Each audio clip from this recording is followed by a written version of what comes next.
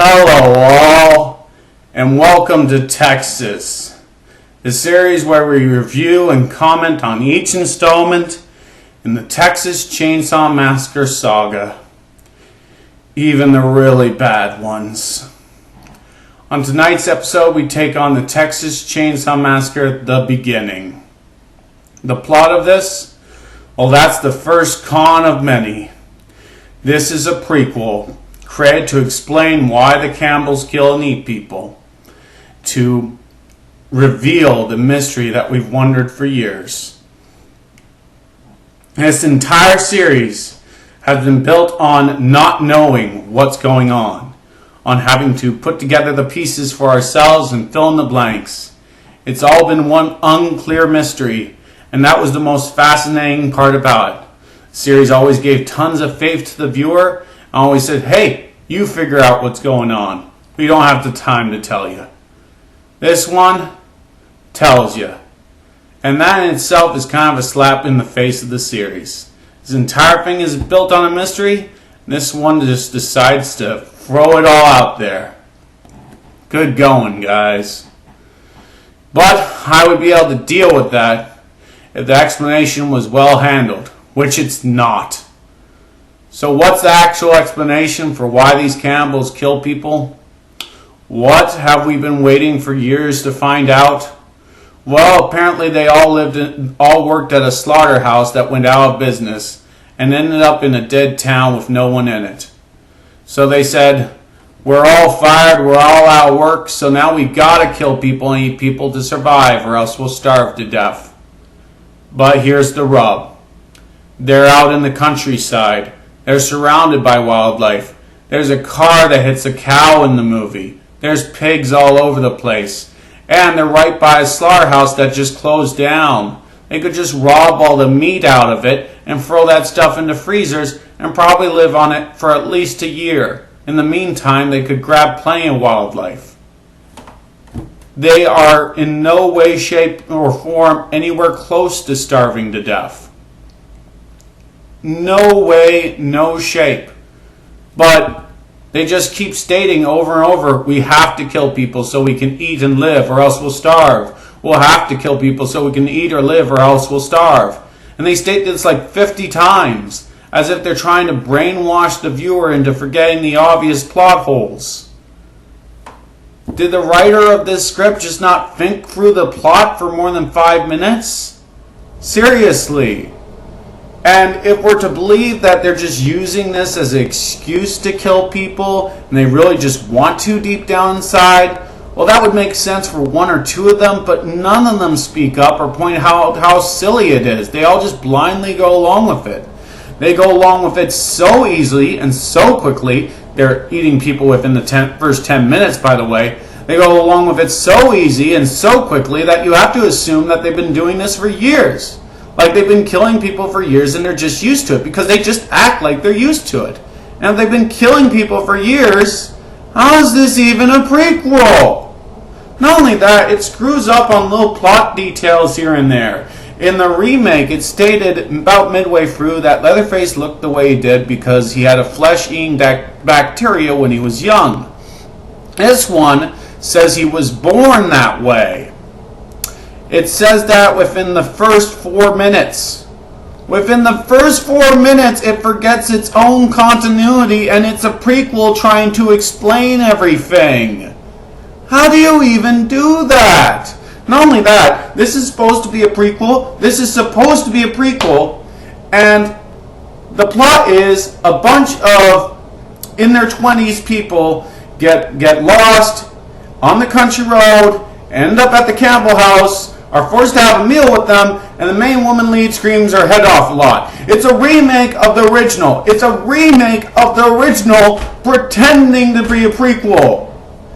This series has become nothing but remakes, and when they say they're going to make a prequel, it's actually just another remake in disguise. That is ridiculous. There's also this scene where Leatherface cuts off the legs of one of the family member Campbells. Why? I admit I like the concept of the Campbells being at each other's throats, but there's nothing established for why he Hoyt, which is the one that has Leatherface cut off the legs, there's nothing to establish why Hoyt would dislike this one specific guy. They got along just fine in earlier scenes, but he just has Leatherface cut off his legs because the guy got shot, so they're like, we have to amputate so we can better fix him. Cut off both his legs, even though only one got shot. So obviously he's doing it because he doesn't like the guy, but there's nothing to establish that. It just randomly has Leatherface cut off the guy's legs. It just happens. It just randomly happens. And the only reason it happens is because that character in the remake happened to not have legs. And that's it. It's just there to be there. And it's handled horribly. It's just handled horribly. And Leatherface, I gotta just say it, he's the worst done Leatherface in the series.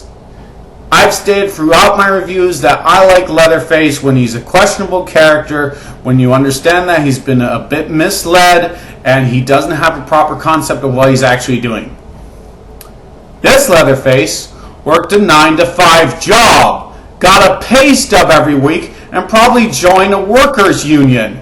He has full understanding of regular life. He's a regular Joe. Well, he's not a regular Joe, but he freaking worked a job 9 to 5. Like, come on. This is not a person who's been turned into an animal who has no understanding of humanity. This is a guy who worked a job and got mad at his boss and killed him out of spite. I'm sorry, but I can't see Leatherface working at a job, getting fired, and then getting mad at his boss and then killing him and making sure that his boss hurts. The Leatherface that I'm aware of might not even have a concept of pain for other people. The whole idea of Leatherface actually getting mad at someone and intentionally hurting them because he got fired from a job that he can actually handle and work at is ridiculous. The idea of the Leatherface from the other films actually working at a job, getting pay stubs, asking other people, hey, how are you doing at work? Oh, I'm doing fine. How are you doing? Oh, I'm doing good. Oh my goodness! It's such a silly idea, and this movie does it. Oh! The characters are horrible. They're not very interesting. They're very horror movie generic. The Campbells, as I've indicated, are already at each other's throats for no apparent reason. There's no build-in. They just blatantly kill people with no reason, even though this is supposed to be explanation. This is supposed to be making things more clear, and it doesn't. It's the most laziest job ever. Just lazy, lazy, lazy. Even the gore. This one's really gory. And you know me, I tend to be a fan of gore, but in this movie, they just have something really gory happen and have the camera linger on it for like 10 straight minutes. I'm sorry, but that's not well filmmaking. That's not good craft. That's just putting your camera in front of something really gross and hoping it grosses out the viewer. That's like how they make one of those gross out comedies like Date Movie or Scary Movie Part 6. They just have something really gross happen and they hope it grosses out the viewer. That's what a lot of this is. Just really random gross stuff shoved in the viewer's face.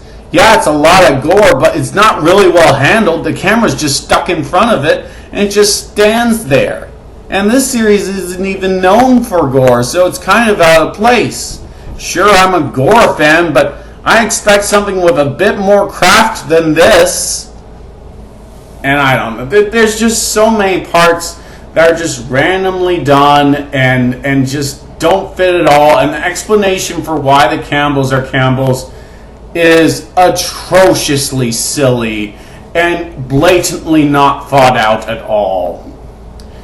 Now, what are the pros?